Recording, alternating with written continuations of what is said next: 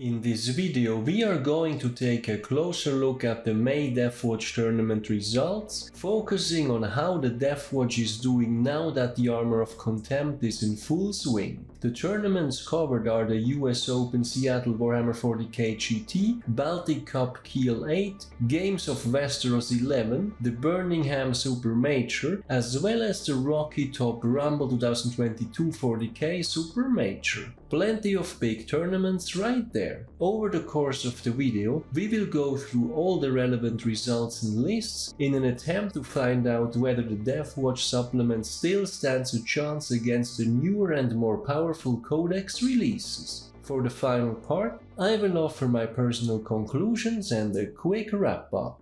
Welcome to SwissHammer, your channel for modeling in Warhammer 40k.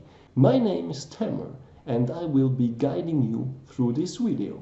Jumping right into the first tournament, the big US Open Seattle Warhammer 40k GT that took place early May, featuring 203 players over 8 rounds. With 37 Space Marine players, which makes roughly 18% of total players, attendance has gone slightly up when compared to the previous months, but it is still nowhere near where it used to be. While perhaps unsurprising that Dark Angels had once more the biggest attendance, there were also a decent number of Black Templars, Space Wolves and Ultramarines. Last but certainly not least, 4 Salamanders and 2 Deathwatch players attended the tournament, with Deathwatch placing as the best Space Marines on rank 16, followed by Salamanders on rank 26. Overall, only 5 Space Marines managed to place within the top 50. But focusing once more on the Deathwatch, on rank 16 we have Daryl de Villiers going 4-4 with the following matchups. The first 4 rounds were wins against Death Guard, Black Templars, Dark Angels and Knights, followed by 4 losses against Tau, Nits, Craftworlds and Custodes. For those wondering about how a 4-4 can result in such a high placement, the reason is that due to the large number of players, GW basically splits into brackets after 4 games. Therefore, these initial 4 wins resulted in a major boost to Daryl's final ranking, even though there were players with more overall wins. Looking at his list, he played the Army of Renown with the following HQs: a captain on bike with the armor Indomitor and the mastercrafted Thunderhammer, a Phobos librarian with the Beacon and Chalice, personal favorite of mine, and finally a more fighty Primaris chaplain on bike compared to what we usually see in other AOR lists.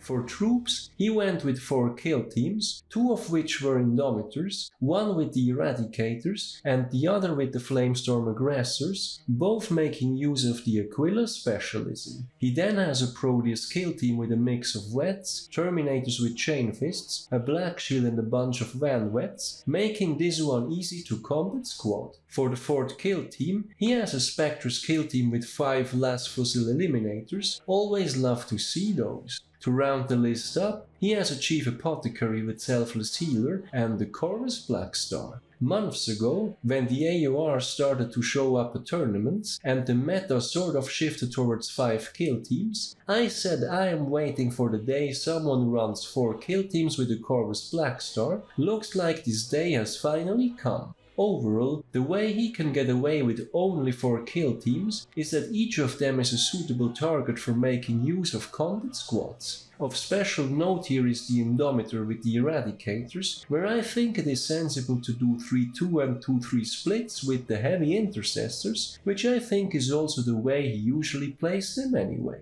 Having said all that, a quick word on the rules regarding this tournament. Apparently, the tournament has ruled auto-hitting flamers to work with extremis, getting full rerolls even without Xenos Hunters active, as well as Teleportarian being usable prior to combat squads. This third one is certainly a surprise. Regular viewers of my channel are no doubt familiar with this by now. Strictly rules as written, this is not possible, but apparently that's how it was ruled at this event run by GW no less. I have covered all these rule issues in previous videos, so I am going to keep this one short and say that these past episodes are linked in the description for those interested in a more detailed breakdown. For the purposes of this video, I just want to go with a practical take instead. Getting all three of these ruled in our favor is great, and I think if you wanted to get the absolute maximum out of the Deathwatch, it is well worth submitting these kinds of questions to the TO in advance. While the first two are common enough by now, if you wanted to push for Teleportarium as well, no need to get too technical about it, let the TO deal with the Oxford Dictionary if they really want to go there. Ultimately, resolving these sorts of ambiguous rules descriptions will always be a matter of personal preference. Some people don't want to get a rules advantage that maybe should not be there, others will want to push for as much as they can. That's up to everyone to decide for themselves, and ultimately for the TO to wave it through or not. To conclude this tournament, a quick note on the second Deathwatch player, James Muller, who dropped after 5 rounds and going 2-3. He played a fairly standard Costello style list with 1 Fortis, 1 Indomitor, 2 Proteus in the Spectre's Kill team, and the usual suspect of HQs. Moving on to the second tournament, the Baltic Cup Kiel 8 with 130 players, going over 5 rounds. Here we have 2 Deathwatch players, Marian Ritter on rank 34 and Adrian Wilruff on rank 49, both of them going 3-2. Marian played the Army of Renown, going with a full 5 Proteus kill teams, with a lot of Cyclone missile launchers, supported by a Chief Apothecary, a Captain and a Librarian. What stood out to me here is the Soul Fortress on the Librarian, the Deathwatch exclusive Librarian relic, allowing its bearer to ignore modifiers to psychic tests, as well as increasing the psychic hood ability to 24 inches. I think this one can be interesting in the current meta, if you are worried about being able to keep your Librarian out of the opponent's reach. Link to the full list is in the description. The second Deathwatch player, Adrian Wilruff, brought along a pretty original non-Army of Renown list. As an agent of the Imperium, he has a cheap Psyker Inquisitor, which is amazing utility to score secondaries with.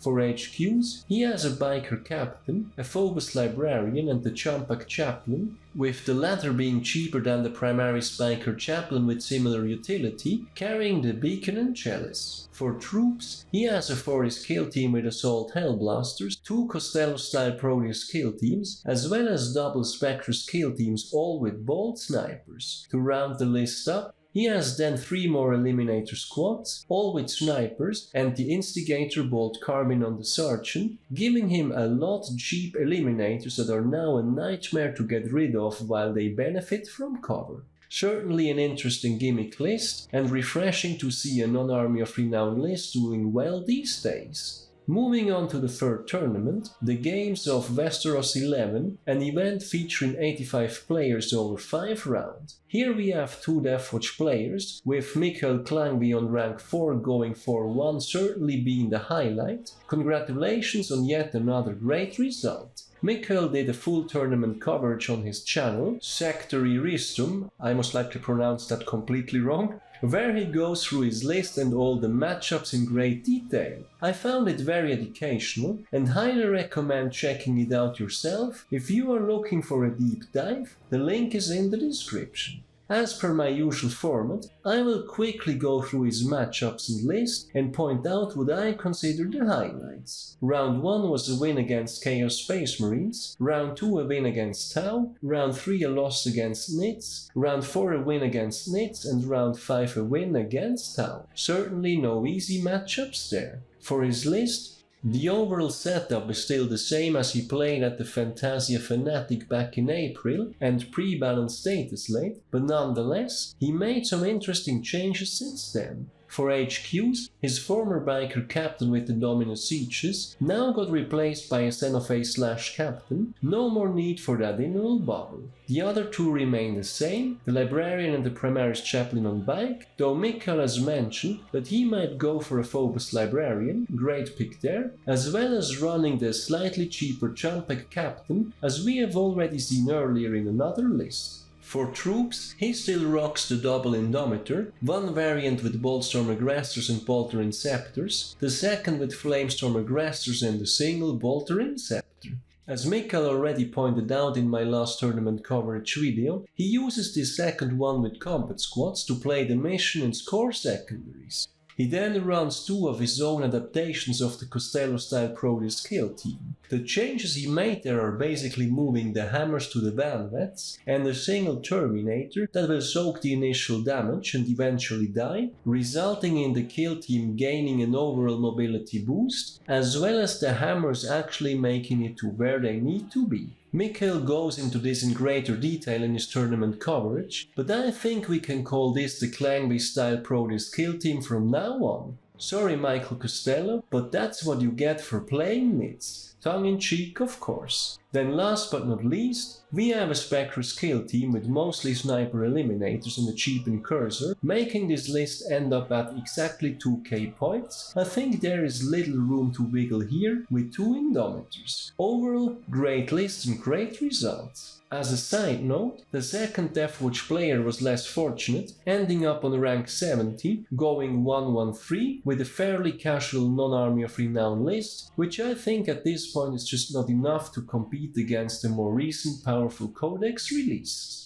Moving on to the fourth tournament, the Birmingham Super-Major, an event featuring 276 players over an initial 5 rounds. Space Marine attendance here was poor, with only 40 players, which is 14.5%, and so were the results. Only 7 made it into the top 50, only 10 into the top 100, and a lot of them can be found in the very low ranks. While Deathwatch was highly overrepresented with 4 players, and therefore 10% of Space Marines, the results were unfortunately not only in our favor. While James Fawcett managed a respectable rank 41, the 7th best placed Space Marine player of the tournament, going for 1, the remaining 3 Deathwatch players all ended up on ranks 200+. James' matchups were as following: Round 1 a loss against Orcs, followed by 4 wins against Custodes, Orcs, Drukhari and Custodes. Looking at his list, he played a heavily Costello-style inspired variant with the usual HQs, 4 Indomitor and 3 Proteus Kill teams, 2 of which are in the usual Costello style, while the 5th has just 5 Vanvets, enabling him to sneak a company champion into the list, upgraded to Chapter Champion and the Imperium Sword.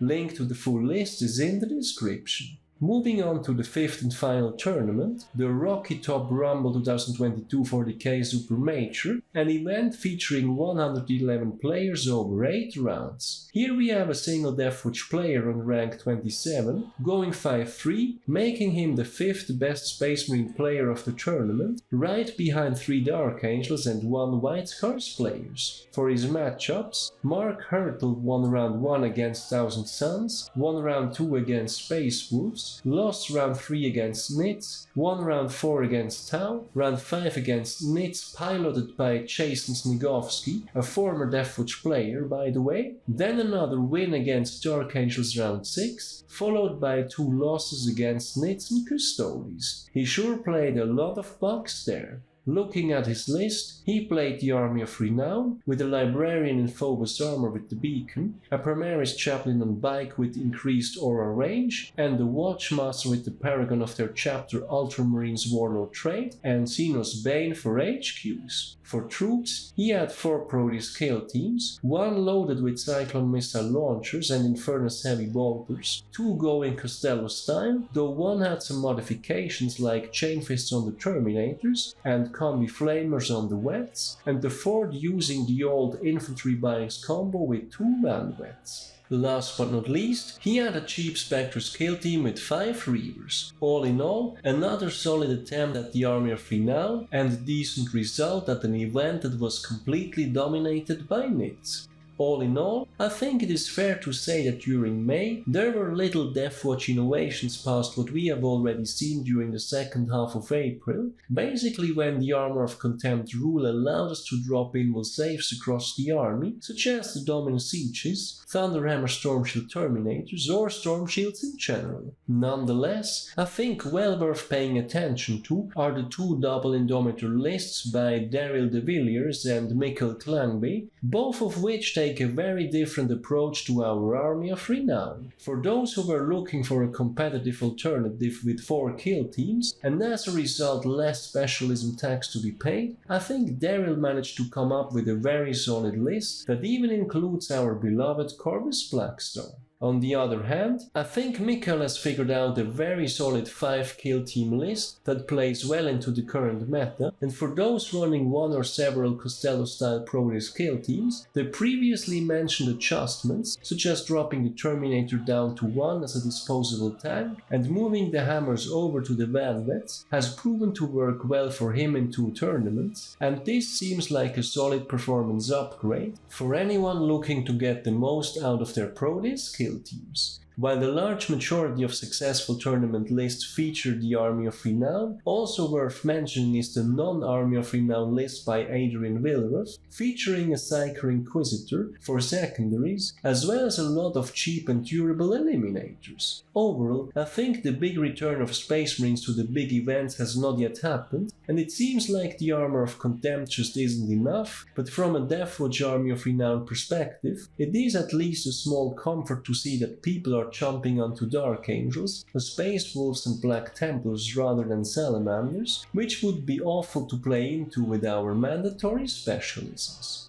To wrap things up, over the course of the video, we have looked at Deathwatch May tournament results, including the US Open Seattle Warhammer 40K GT, Baltic Cup Kiel 8, Games of Westeros 11, the Birmingham Super-Major, as well as the Rocky Top Rumble 2022 40K Super-Major. This has certainly been a month full of big tournaments, and while especially Tyranids continue to dominate the meta, we have nonetheless seen several decent Deathwatch tournament results among a still struggling Space Marine faction, now perhaps a bit less with the Armor of Contempt, but still nowhere near the top. My personal highlights were the 2 previously mentioned double Indomitor kill team lists. As I was saying not too long ago, I only built 5 heavy intercessors because the magnetizing process was tiresome, and I figured that I will never need more than 1 Indomitor kill team anyway, figured that this kind of comment would come bite me in the rear. But anyway, my personal takeaways are as following.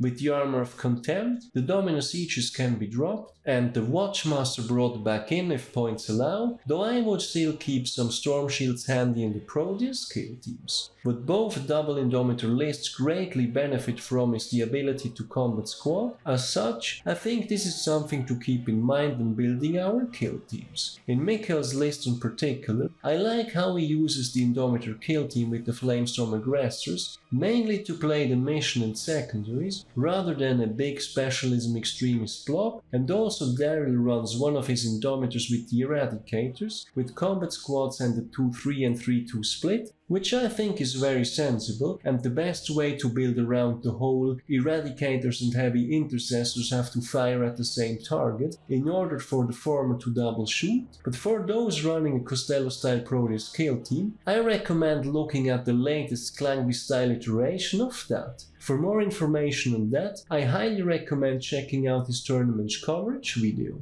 Then lastly, for those running a non-Army of Renown list, including a Psyker Inquisitor for secondaries, or the cheap and durable Eliminator squads, both strike me as great additions. Overall, while Space Marines are still not quite there yet, the Deathwatch remains competitive against all but the most overtuned codex releases, and I think that given the age of our supplement, that's a pretty good place to be.